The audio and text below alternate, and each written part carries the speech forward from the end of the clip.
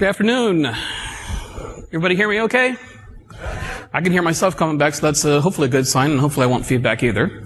So you enjoying Mix so far? Yes. End of the first day? Fun time? Well, today we're going to do one of the sessions which has the second longest title, I think, of any of the sessions that are out here. And no, this isn't the title that I originally proposed. The original title I actually proposed was Becoming an RX Pusher on the Windows Phone 7. When they saw that title, they said, well, it sounds like it's a pharmaceutical convention. Weren't quite sure about that one. And so maybe I'm trying to push you on some drugs. And honestly, I am. Because I think that this stuff is so cool that everybody needs to be using this. In part, it sort of comes from LINQ and Language Integrated Query. And if you're familiar with me at all, you know I'm one of the authors of LINQ in Action, book by Manning Press that came out several years back about LINQ. And just a little bit about me. I'm Jim Woolley. I'm a consultant with Solomon Consulting, author, MVP. I'm actually an MVP in Visual Basic. Ooh. And we'll be actually seeing some C# on Visual Basic both in this presentation. And also, to be honest, I'm not going to be dragging and dropping a lot of controls on forms. It's none of that. All of this is about code. So if you don't like code, maybe another session is good. But since everybody's still sitting here, hopefully you do like code. That's enough about me. I want to really focus today on what is RX and how you'll be able to use that. I'm going to be doing it in the context of the phone today, but you can actually use RX against a lot of different platforms, and we'll see all the different platforms that RX does support. So if we were to give you a quick elevator pitch for RX, or I like to think of it as sort of a twit definition. If you can summarize the technology within 140 characters or less, you're doing a pretty good job. And so here is the twit definition of reactive extension. It's a library for composing asynchronous and event-based programs using observable collections. Now, of course, when we make it so concise, it might be a little heavy to try to read. But to break this down, first of all, it's about composition. So we're taking lots of different pieces and starting to plug them in place and adding more and more functionality. If we were to just do one function, RX doesn't give you as much of the power as if we're able to take a lot of these different sources of information and start bringing them together in new and creative ways. So the composing is a key piece of RX. Second key piece of this is asynchronous and event-based programming. Okay, so with LINQ, for example, we had the ability to compose over observable or over enumerable collections, sets of data where we knew what that data was, right? But that was all synchronous, and they all had blocking calls. With RX, we're able to do this over other sources of data that can be now asynchronous. So we're no longer blocking the UI, for example. We can have things happening off of background threads, or we can have things when we do a begin invoke and then have a callback that's in an end invoke pattern. But it's a pattern that we're able to do and not have to worry about all the plumbing. We don't have to worry about passing a bunch of Lambda expressions to say, okay, this is the callback that you're going to do when you get the result back and things like that. So that's the asynchronous portion. Event-based programming is another way of doing asynchronous programming. Okay, so whenever we get an event, we just respond to that, and we don't have to interrupt the whole thread to wait for another event to come.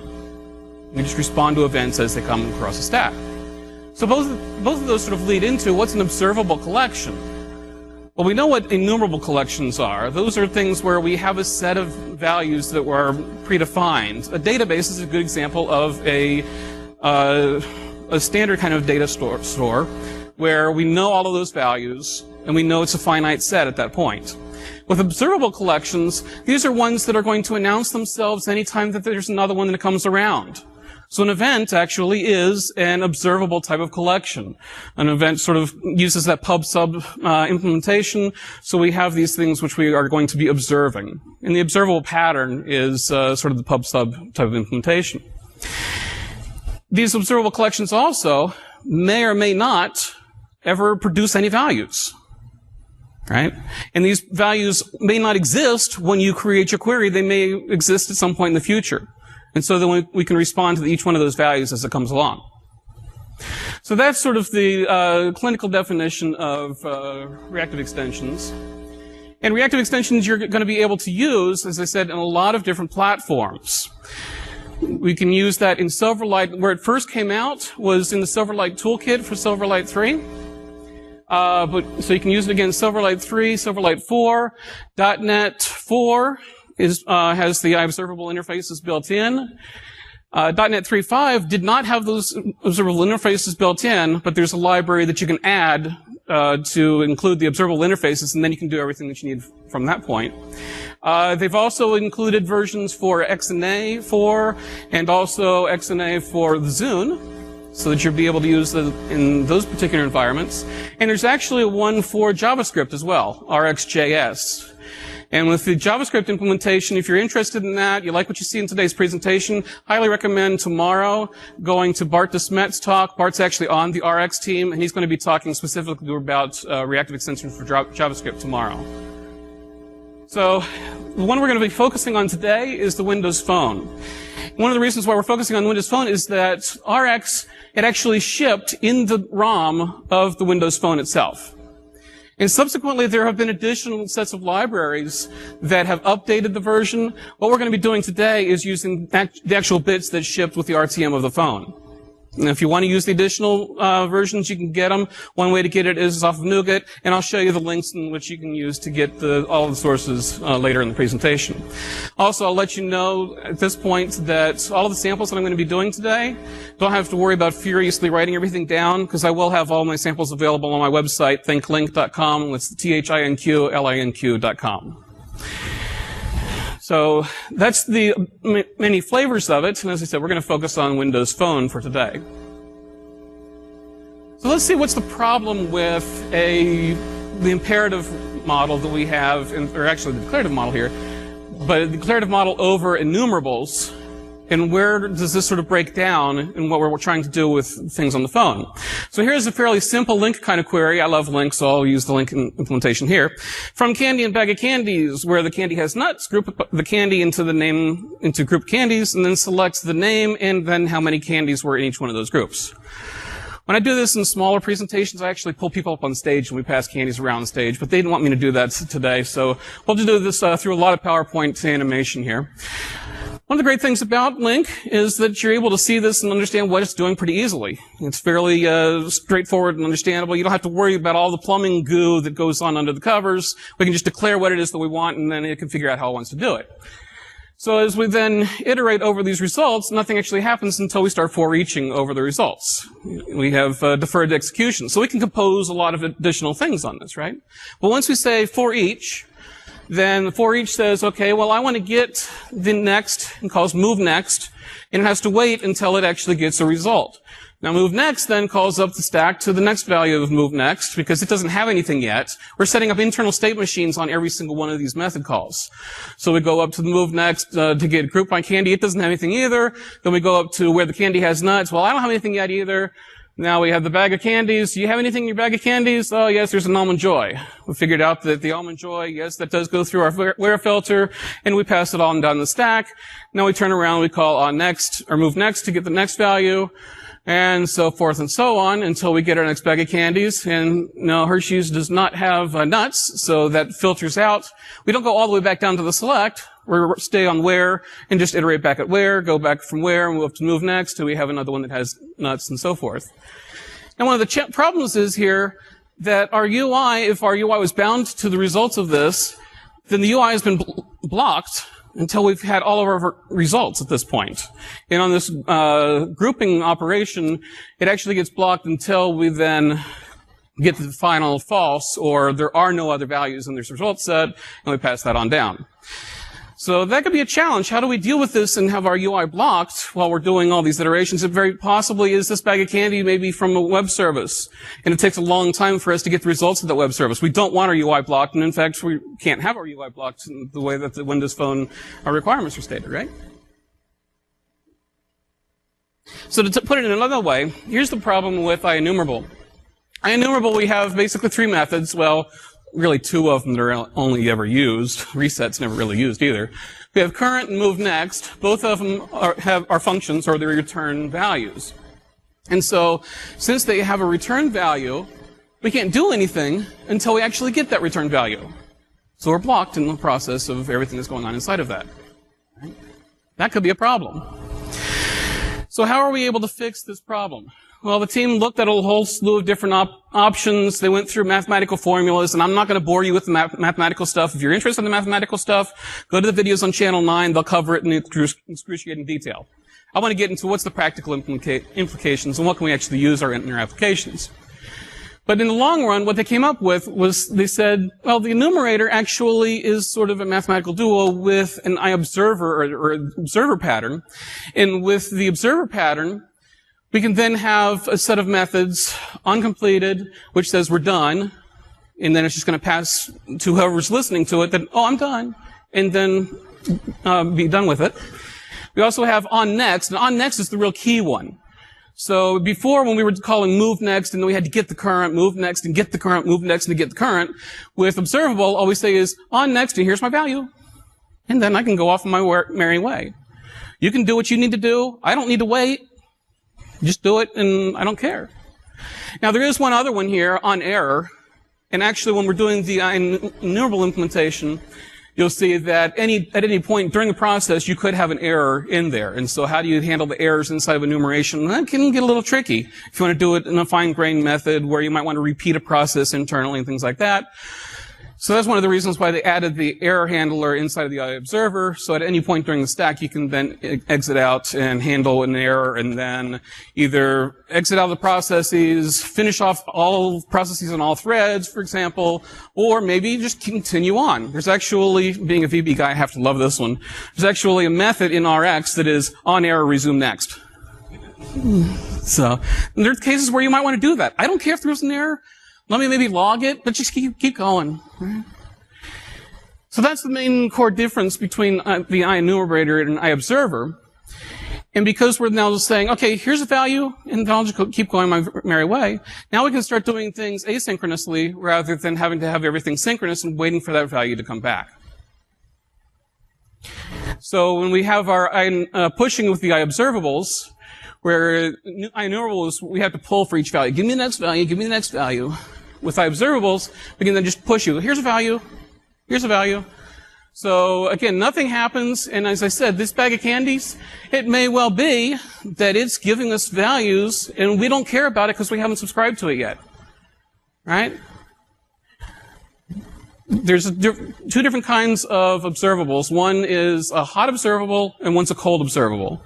With a cold observable, it doesn't start giving you values until you actually ask for the first value. With a hot observable, it'll start giving you values regardless of whether you've asked for anything or not. But once you then do subscribe to it, now we're hooking up our pub and subscribe. It's sort of like a tree falling in the forest. Does it make a noise? Well, does it depend on whether anybody's listening to it or not? You know, right? So here we subscribe. We're now listening to all of these things that are coming down the pipeline. And subscribe passes up all the way through the query. We start getting our values, and now they're going to issue on next. Here's the next one. Here's the next. And it goes through the pipeline, passing that value on down, and we get all the way down to the bottom. Now, while that's happening, we may get an on next that gives us something else. It may have been after the first one got processed. It may or not be. So, for example, here's one that we haven't finished processing the first one, and the second one keeps on going on through. A little hard to illustrate that in a PowerPoint presentation, but okay. And so we may or may not ever get uncompleted.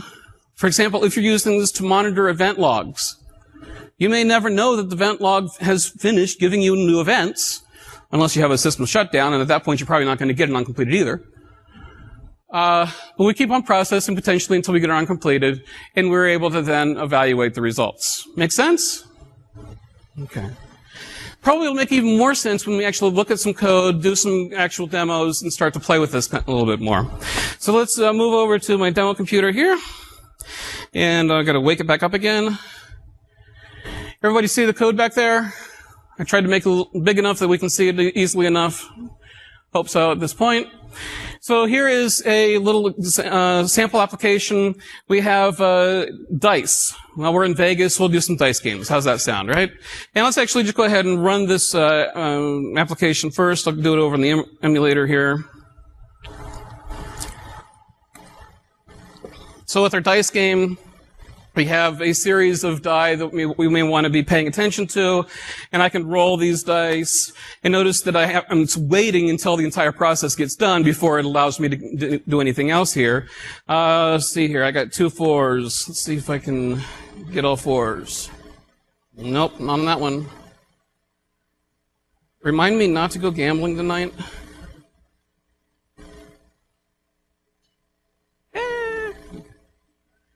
So yeah, we can play the game. I'm not doing any scoring on this. This is all just saying where we have this collection of dice, where the dice isn't frozen, where I haven't selected that particular dice to re-roll, then roll the dice, and down here, for each over those, and set the dot count to the number of dice that you have, and just use data binding for binding up the UI on this one, right?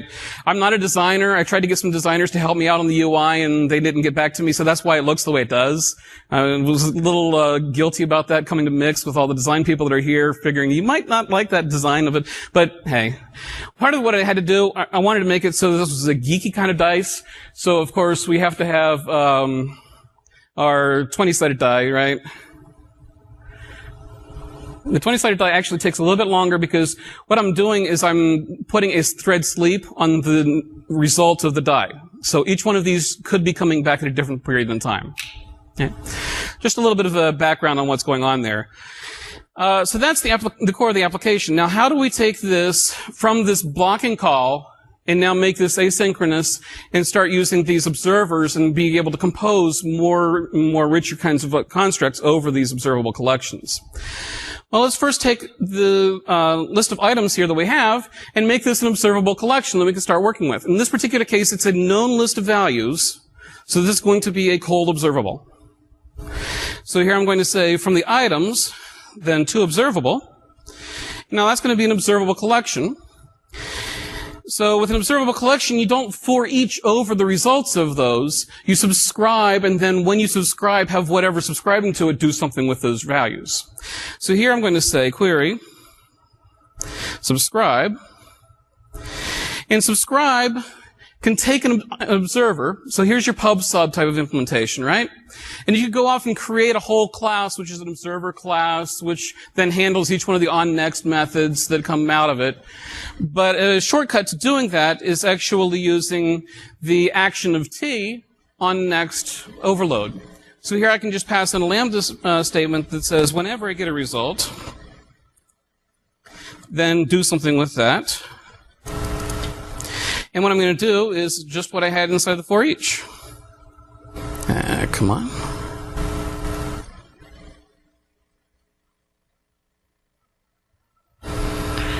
And remove that. And now we've taken the numerable collection and made an observable collection.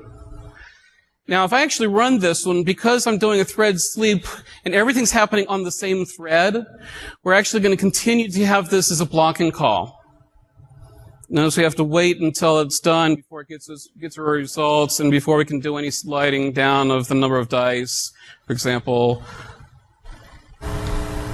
So it's still not quite what we want it to be. What I need to do at this point is then say, whenever I'm doing that roll, however that roll happens, do that on some other thread, right? So here what I can do is I'm going to say from observable, and when I'm doing the selection, I need to do a method on top of this. So if you'll pardon me changing this where clause just slightly to the where extension method. And this isn't required, it's just that it makes the code a little easier to read when we continue on. From link perspective, I will often interchange the Lambda syntax with the query syntax. I find the query syntax is often easier if there's a longer query, and the Lambda syntax is easier if it's a shorter type kind of construct. Also, it depends on whether you have the query syntax for these additional methods. So one of the additional methods that I'm going to include here is going to be to observe on. And the observe on takes a scheduler, says, where or when am I actually going to do this work? And so the scheduler in this particular case is going to be from the thread pool. Now, if you're doing this against full WPF or WinForms or full .NET, you're going to be able to also do it off of the task parallel library task pool. But in the case of the phone, you just have the threads and the thread pool to be able to work with at this point. So I'm going to observe it on the thread pool at that point. That's going to cause this randomizer to occur in the background. Now, I'm on a background thread. Before I then do anything back to the UI, I need to make sure to get back on the dispatcher thread. So here I'm going to observe on again. And I'm going to take a specific instance of this observe on to get back to the dispatcher thread. So just a couple extra lines here. Pretty straightforward and easy to rock, I think. When I run this one now, and now I start rolling, you'll start seeing that the values as they come back are now coming back asynchronously. I don't have to wait to then change the roll up to, let's say, 7 or 8.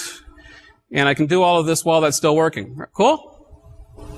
So we're starting to get some asynchronous process. That's really sort of the first stage of what it is that we're going to be doing with this application. Any questions so far? No? Let me move real quick back over to the slide deck. So we've taken our application, moved it from enumerable to observable. Now what is it that we want to actually do with this observable? Well, let's take a look at the interfaces first. The core interfaces for reactive extensions, we have 4 of them. iObservable, which has one method which takes something that's going to subscribe to it. So who's listening to me? And what's going to be listening to me is an iObserver. This iObserver then has on next, on error, on completed, so that the observable can then say, here's another one on next, here's another one on next, and keep on going. Now, sort of in the middle between the two of these, there's an iSubject that they've included which combines both of those. And typically, you're only going to use an iSubject if you have a stateful object. And we try to avoid stateful objects as much as possible. Because whenever you have a stateful object, you have the potential for side effects. Whereas if you're just doing some of these combinators, doing the monadic comprehensions, I have to throw that one out. Eric would kill me if I didn't. So, if you're doing those kinds of things, then you're always going to be returning another value. You're not necessarily going to be changing the state of the first value necessarily. But if you have something where you're going to be changing the state, that's where you would use a subject. And the subject is both an observable and an observer. It works on both sides. Okay? And I also showed you the other one, the iScheduler. That's going to be when do you do things? Maybe where do you do things? Like another thread? Potentially, maybe sometime in the future. Where do you do something else up in the cloud? I don't know. That's a possibility. It's an interesting possibility, I think. It's not there right now. I'm sure that'll be coming at some point.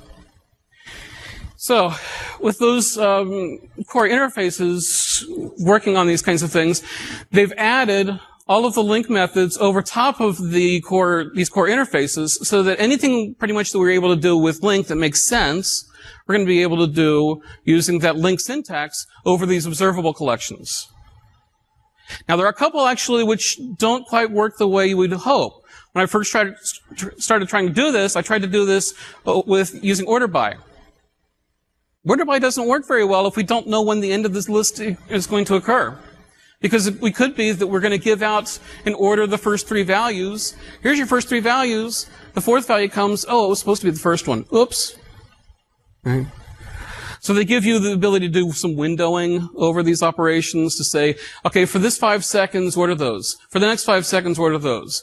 Or for the first 20, give me the first 20 ordered. And then you can start doing map reduce over those types of things. So we're able to build all of these interfaces, and they actually found some additional interfaces which would be cool to add as well. And they added those not only to iObservable, but also back to iEnumerable. So we have some additional functionality that we'll be able to do on our standard link iEnumerable implementations as well. So let's take a little bit of a look at another way that we can use these observables. First, we did a cold observable, which was just a list that we already had, which we could do that with iEnumerables, no problem. Let's now take another data source, or events, which are very similar to the observables in that we have the pub sub implementation. So we can take an event and make it an observable. Now we can start working on those as well and doing some really interesting things. So let's get back over to our code here. Before I do that, I do want to throw one more thing on here, and this is one of those additional methods that they, as I said, they included on the link implementations, both observable and enumerable, and that was here do. And do says, while we're going through these values, just do something based off of that value. So here do die, and then with the die, then I'm going to set the die's dot count to null. So I'll clear out the dot count as we're iterating over the results, or as the results are iterating over us. So now if I run this one, it'll just make it a little clearer when I go forward that whenever I push this roll, or somehow roll the response, that it's clearing out and then showing you the values, right? Okay. So now we have that set up. Now how can we start doing this over events? Well, we have this button click, and the button click fires the events that we're going to be able to respond to. Now right now, we're having to state the query every single time we hit the button click. That might not be such a good thing. Maybe we'd like to declaratively say, whenever I get a roll click, then go ahead and do the query. So let's add a new data source here. I'm actually going to start it up here. Our roll requested. Observable from event. And this is going to be of a routed event args. And I'm going to say from the button, click, roll button, it's a click event. Give me an observable from those. Now that I have that data source, then I can say from roll and roll requested, then select many from the dice in the view, the dice that we have. Again, the rest of the query, we don't change the rest of the query, all that's staying intact. We're now just adding another piece of this where clause, or the source. So anytime we get a button click, then we're going to do that. Now we don't want to have that actually wired up to the button click handler.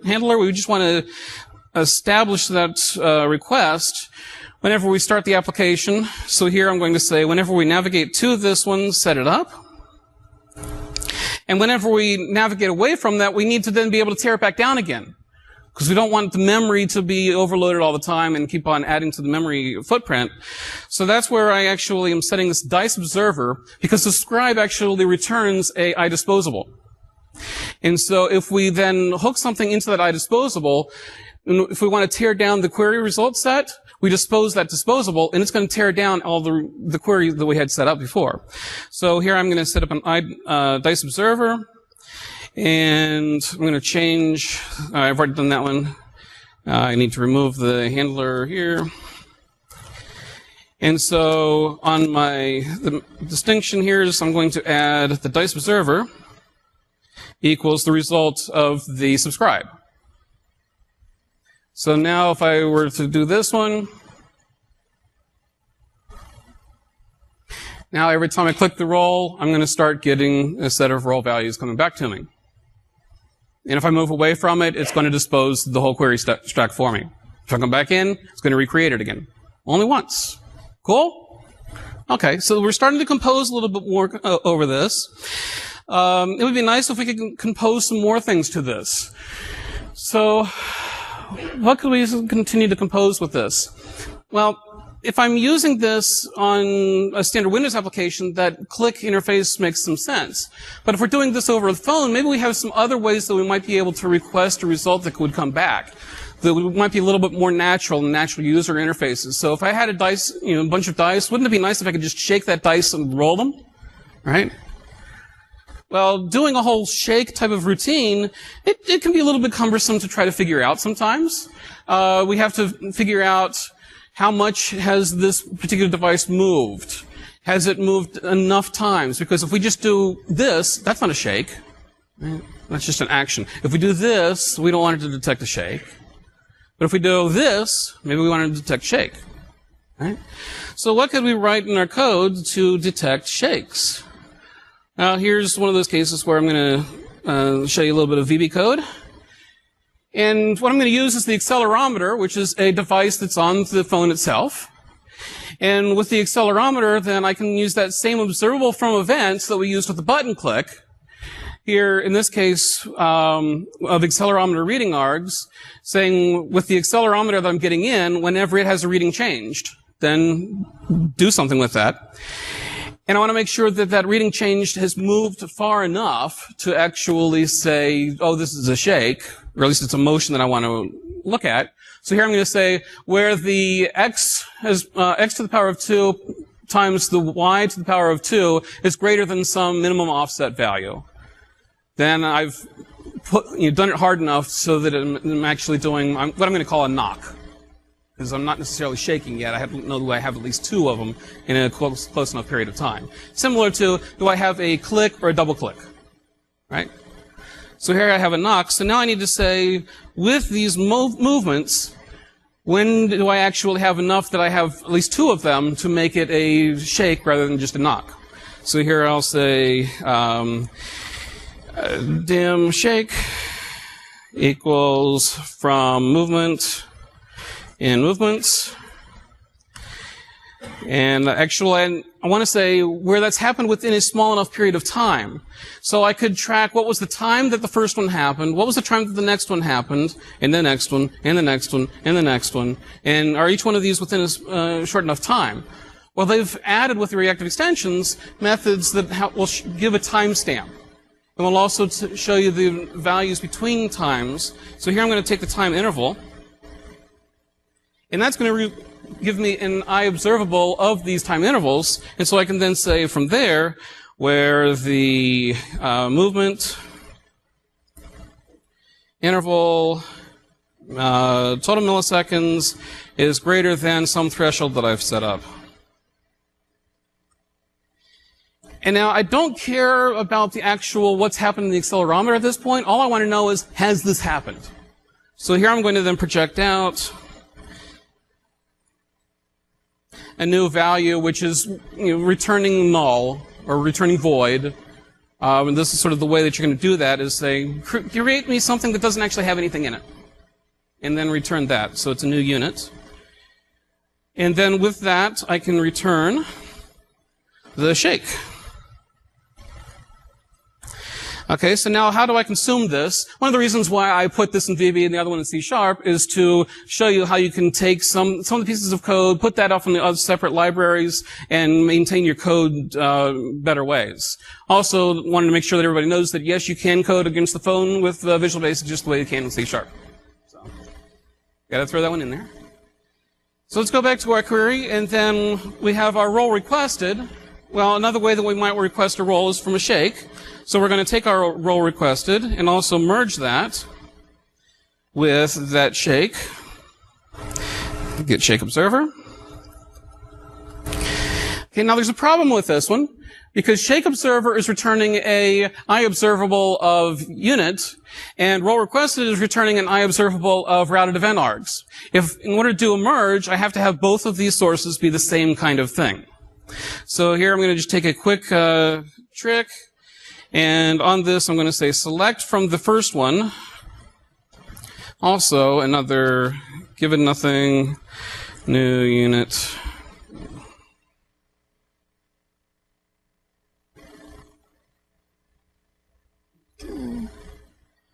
Yeah, really?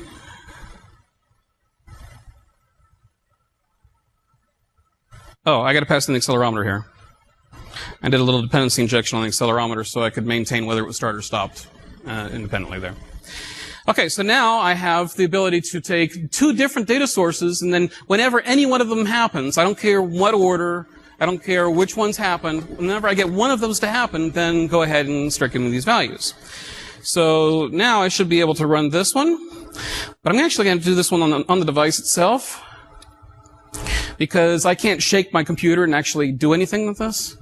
So let's go ahead and run this one over on the device. I need to have this phone turned on. Yeah, not fast enough.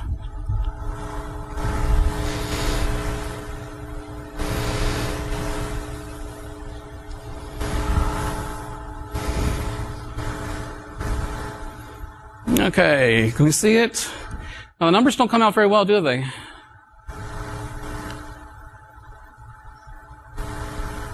That's not going to be good. So if you can't see the numbers on there, you can't really tell whether it's going to work or not. Well, just trust me, when I shake it,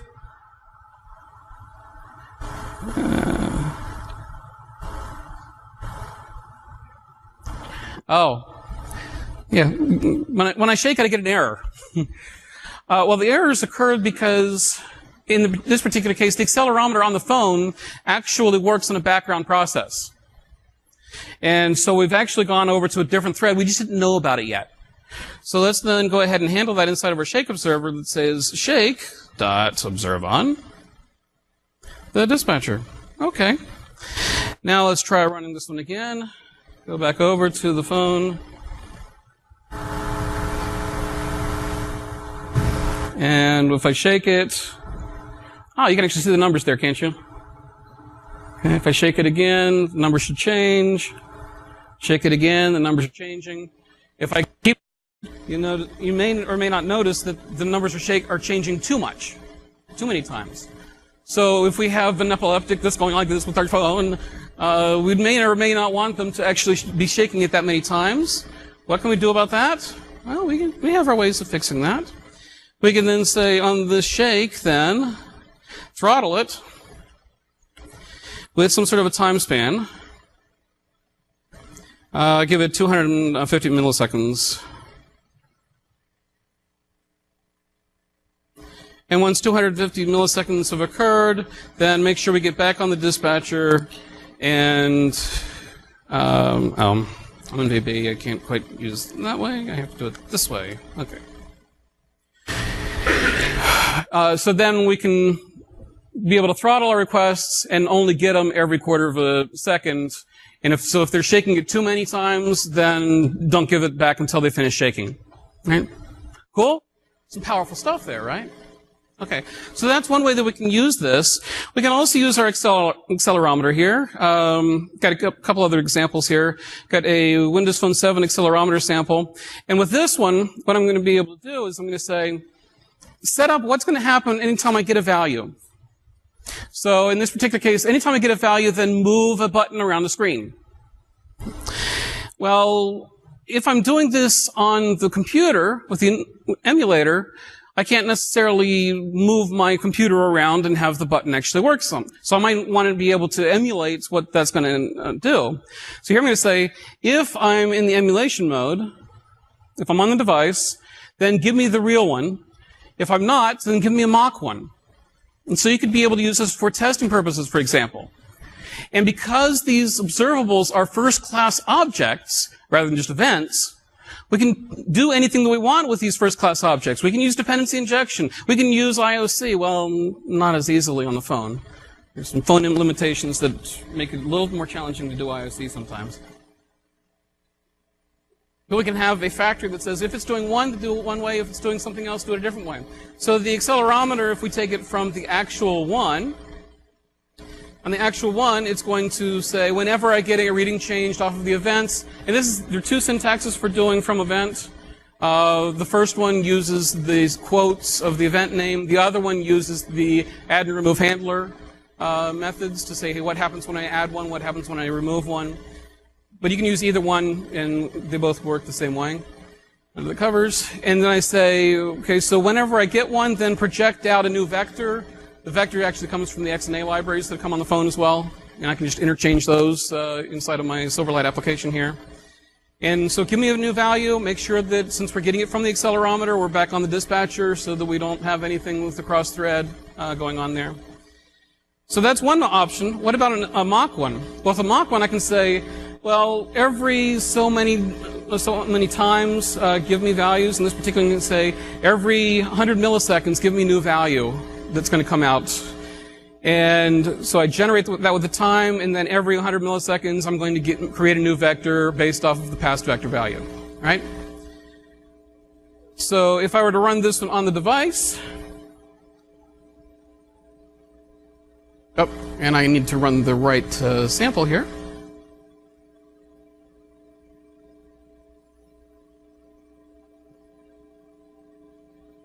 Let's debug, start new instance. Okay, so I can say click me, and then if I move this around, you notice the button is moving around on the screen a little bit, right? It's maybe a little hard to see. If I move it up, it moves the button up. If I move it down, it moves the button down, side to side, etc. So I'm able to use that off of the accelerometer. If I were to stop this one and do that off of the emulator,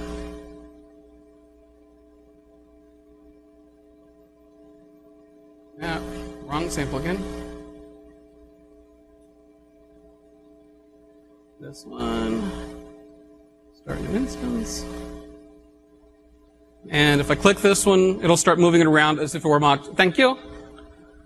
Okay, so I click the button and it moves it around. If I click it again, it moves it around. When I click it and it stops, that's when I've disposed it.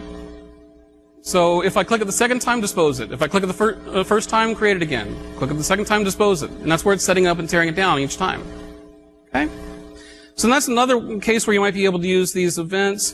One other place that I've used events in here is inside of the business object that I have.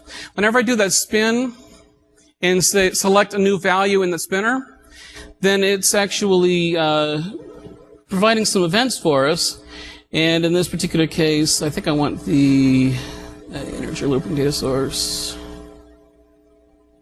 Yeah. So on the integer data source, I can then have it implement iNotifyPropertyChanged, which is going to work for data binding. But I can also implement iObservable if I wanted to then listen to things off of observable collections. And what do you have to do in order to do that one? Well, since this is a stateful object, I'm actually going to use one of those subjects to be the listeners. Whenever somebody subscribes to me, then I'm going to have the subject add that as a subscriber.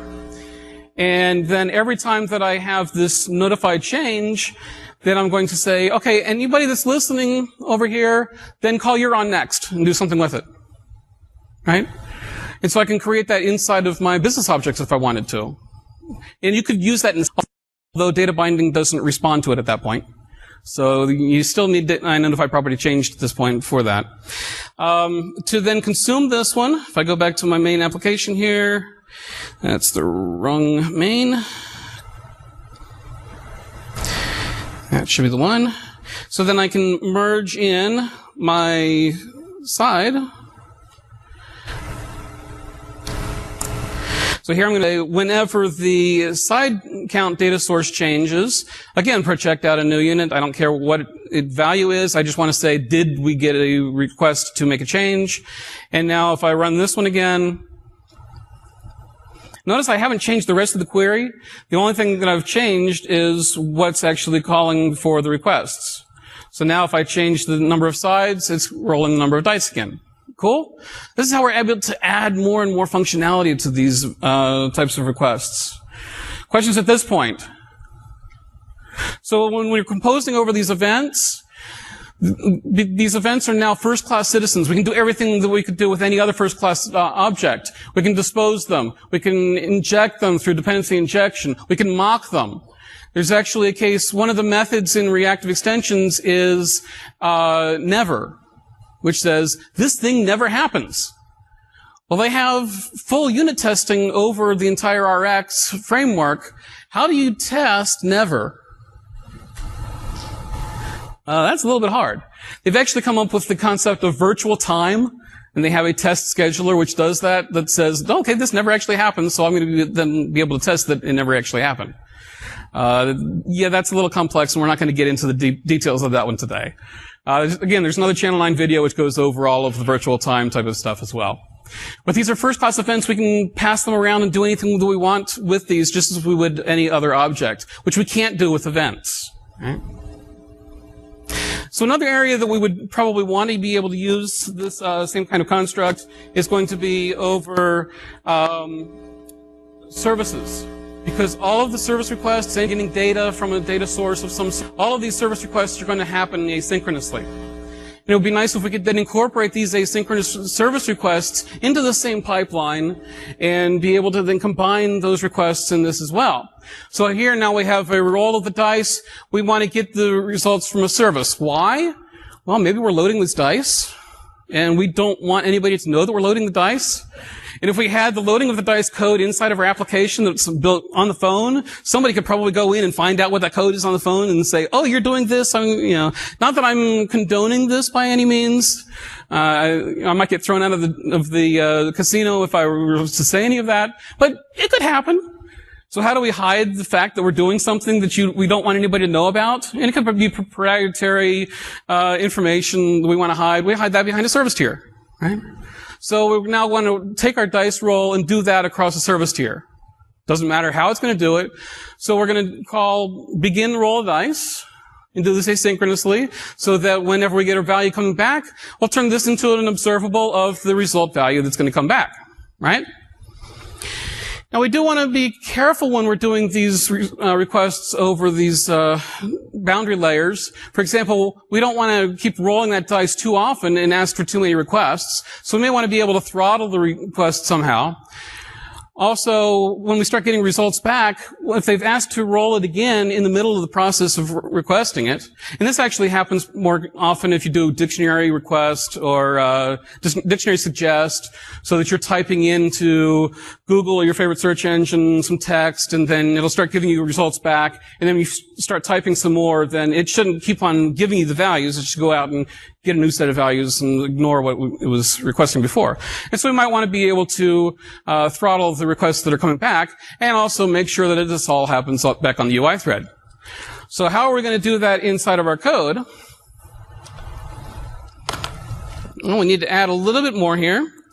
So now I'm going to start the beginning of this request back up again, and we'll say var service equals, I have a randomizer service, and it's going to be the new randomizer client. I need new as well there. Okay. So I have a new service, and then whenever we get those results requests, we want to make sure that those are observables. So var service observable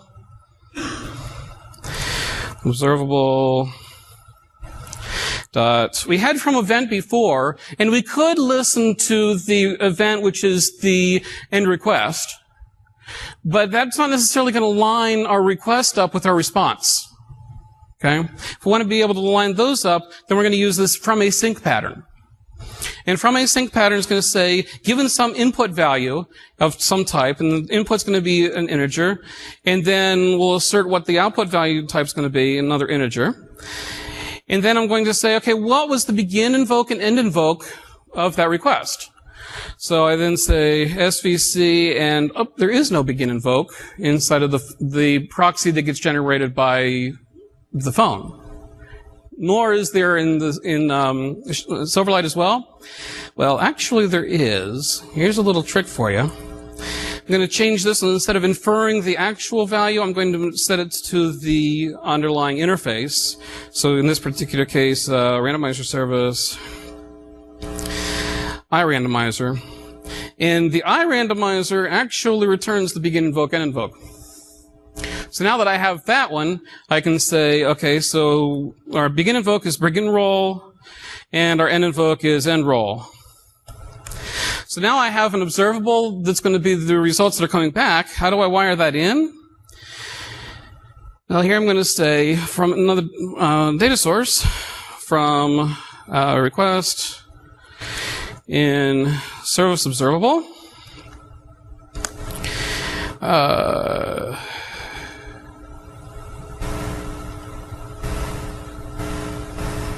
Okay. And what this is going to say, what it's asking for now is, you said that there was an integer that's coming in. I need to pass it that value coming in. And I'm going to pass it the number of sides that we've selected in our view model. So app view model side count. Okay, and now I can say select here, instead of doing my local randomization, do the request value.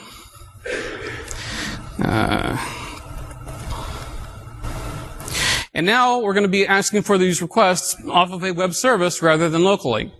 So at this point, I actually, see here, do I still have that in there? No. Yeah. I don't even need this observe on thread pool anymore,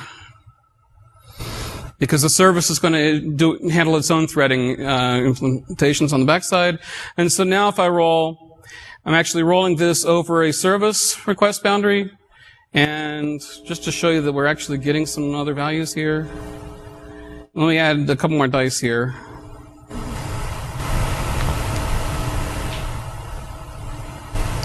Now there's a bit of a problem. Notice that it's still going here, because I've issued multiple requests, so it's going out and doing all those multiple requests. I was a little anxious in my button click there, so let's tweak this just a little bit so that when we do another button request, stop what you were doing on the last one, and we're going to start it again. And to do that one, we're just going to say from the service, take it until we have another role requested. So here we're doing another kind of join between two observables collections. And we may also want to say, in this particular case, that we want to throttle the role requests.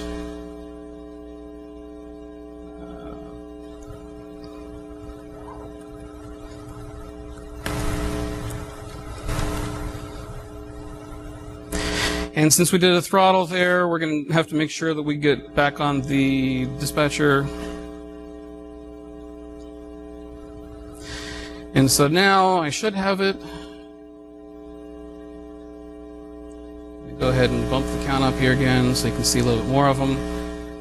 Okay, so I issue a request, and it starts coming back asynchronously. Notice it comes back in whatever order it's coming back in. It's completely asynchronous. And what it's basically doing is, back on the service, if the result is higher, it's going to wait longer. If the result is lower, it's going to wait less.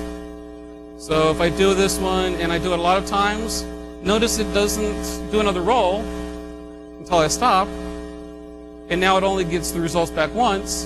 If I do a roll request, and halfway through I do another roll request, that take until is going to say, ignore the values that we had coming back, and let's do another one. So we can do some really complex types of things in a relatively short period of time in our code. And our code, I mean, that's all the code that we've really worked with here. We've done a lot of extensions to that initial code, right? And if you wanted to, sure, we could take this method and refactor that into a separate method, and so our code can become even more maintainable and isolate each one of these tiers off. It's some really powerful and amazing stuff, I think. Okay, so that's sort of some of the things that we can do with reactive. Where can we use reactive extensions? Here are a couple of examples that I think, like factories. Anytime we have sensors that are saying, okay, things are moving this way, things are moving this way. Did it go outside of some sort of a bounds? Is the value that's coming across too big? Is my heart beating too fast? Right? We can have observable types of comes up there. With a phone, touch and move gestures. There's a classic example that you'll see, which is click and drag. And I have a blog post that shows how click and drag, the code that's behind click and drag, it's almost the same way you would explain it to your grandmother if you tried to. That's what the code looks like. That's pretty powerful. Right? Stock tickers. These values that are coming across. We don't know when the next value is going to come. We just handle it whenever it happens. Ignore those we don't care about. Deal with the ones that we do want to. The other one's a picture of the space shuttle. If you want to do it in aeronautics, why not? Am I going to go into a stall? I might want to know about it. You know, we don't have to stave this value and then query that in the database. Handle it as it's happening. Another one we have up there, the one with the guy with the skull and crossbones up there. Are you here? Huh? They're actually supposed to be here for the conference, and so they may be somewhere else. This is a Navi project that I found out about. It's at an education or university in Germany. And what they've done is they've taken Connect and are using it for the vision impaired, to be able to navigate them around obstructions and things like that. So if you happen to say walking around with Connect on a helmet, they're actually using RX under the covers to manage all of the requests that are coming on off of Connect. Which is kind of cool, right? Now, I'm sure you probably can come up with all sorts of different areas that I haven't necessarily stated here, but this sort of gets your feet wet on what can you do, where could you use it, where might it be powerful. Should you use it for a simple one-off web service request? Probably not. But if you have these much more complex kinds of things you're trying to piece together, that's where the power of RX really comes to play. I did the asynchronous service, I'm going backwards here. That's why you're seeing the slides again. Okay, so you were excited about this. You want to start working with it more. Here's some resources for you. First place, go to the RX Data Development Center. That's the link to it. I used to have a bit.ly, but I unfortunately made the bit.ly to the Spanish version instead of the English version, and I couldn't change it. So that's the direct link to the RX Data Development Center. It's on MSDN. It's fully supported on there. Also, the Reactive Extensions team blog. They'll blog any announcements of changes that they have to the framework. And also Channel 9, if you go to the RX tags off of Channel 9, there are lots and lots of videos by the product teams which are really getting into the covers of why does this work this way, why do we decide to make it work this way, and things like that. So these are some great resources. In the RX Data Development Center, you can actually download the bits from that link. So if you wanted to get the links, that's one way to get it. And so the first thing I'd recommend if you want to start playing with this is get the bits. If you have the phone SDK, you already have some of the bits. You have the bits to work with the phone. Everything that I was doing here comes directly on your phone ROM. I didn't download anything else. If you want to do it from any of the other platforms, then you can either go to the Data Development Center and download it from there, or they've incorporated with NuGet so that you're able to use the NuGet Extension Manager to get those libraries and include those inside of your application as well. If you're excited about this, I recommend you go over to Bart's talk tomorrow afternoon. It's going to be in Laguna. He's going to be talking about the JavaScript version of reactive extensions. Should be very interesting to see how that fits into there. And also, I recommend you joining the community. Get out there, go on the forums, find out what people are talking about, play with it, give feedback to the team. The team is paying attention. They are watching the forums. They've made a lot of changes over a period of time on things that they found from the forums. So get involved. I hope I've given you a lot of excitement around this. I'm excited about it. I'm not going to say super excited. Well, I just did. Sorry.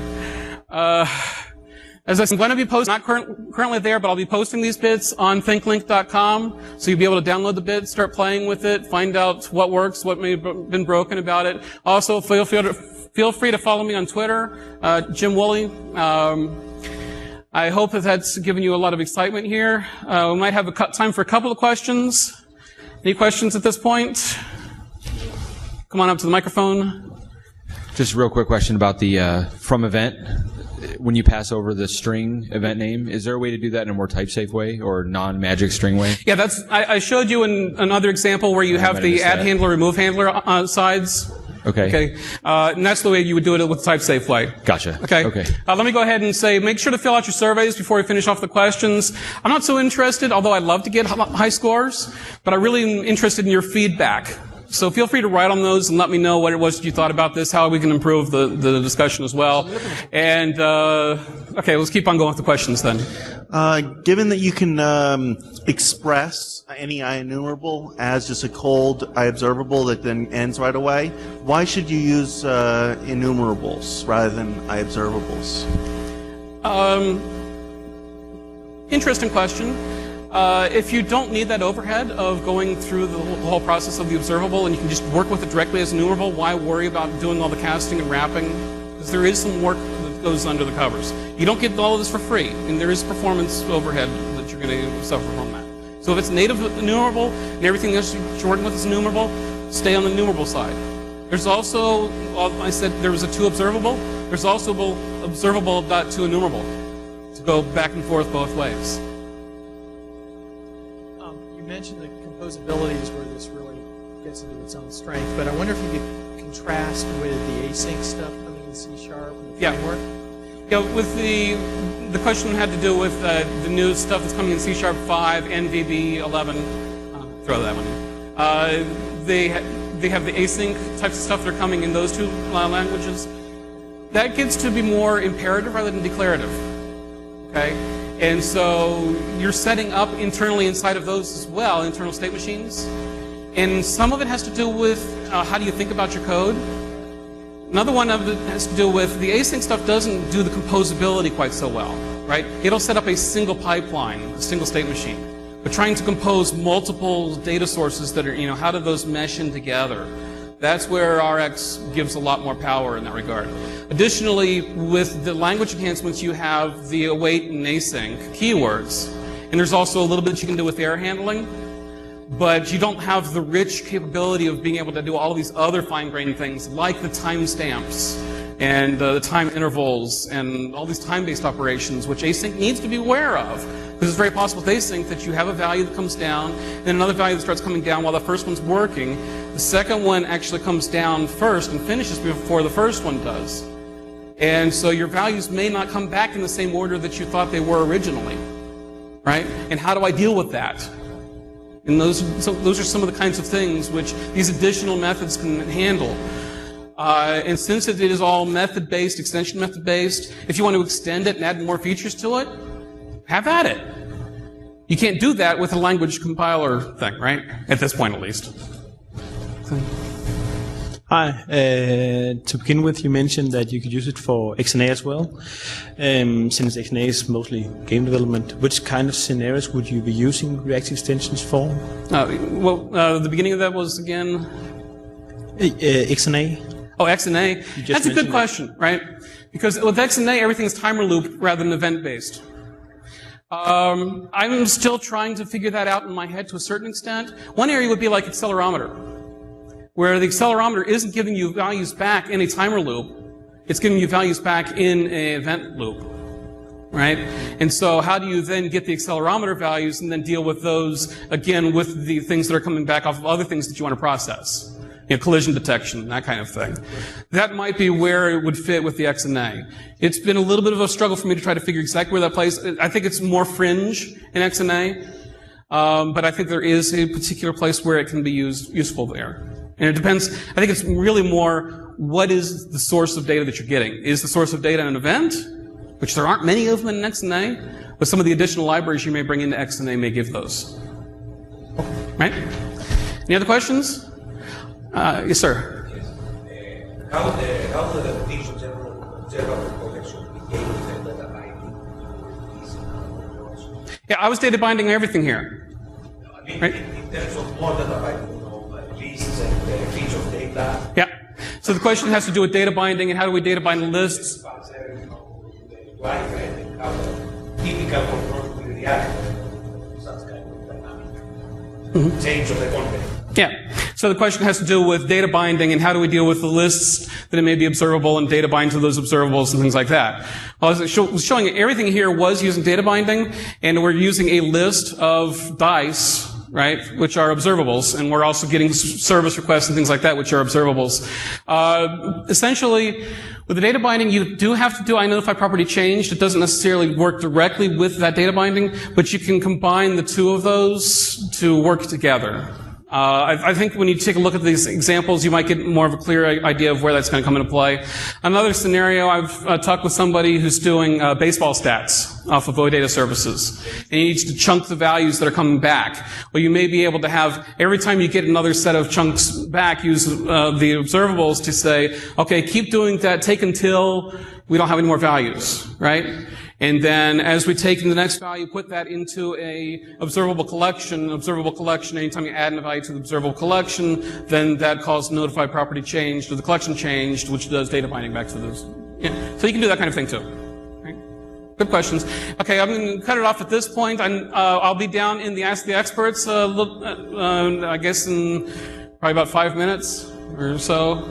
Actually, I think it's at 5 o'clock. So I'll be in the Ask the Experts. I'll be around through the rest of the conference. If you have questions, feel free to catch me in the hallways and ask the questions. And I look forward to hearing from you. And I thank you for your time.